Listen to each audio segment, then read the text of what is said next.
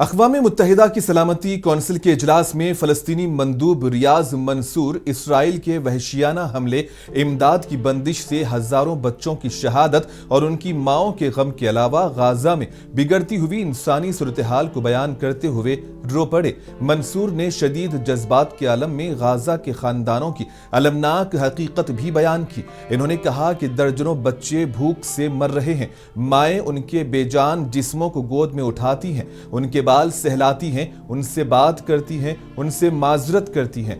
भला कोई इंसान ये देखकर कैसे बर्दाश्त कर सकता है। अपने ज़ाती जज्बात का इजहार करते हुए इन्होंने मजीद कहा कि मेरे भी नवासे और पोते हैं, मैं जानता हूं कि वो अपने खानदानों के लिए क्या मायने रखते हैं। फ़लस्तीनी मंदूब ने कहा कि आग और भूख फ़लस्तीनी बच्चों को निगल रही है। दुनिया का खामोशी के साथ फ़लस्तीनियों को यूं तड़पता देखना ये किसी मुहज़्ज़िब इंसान के लिए नाकाबिले बर्दाश्त है।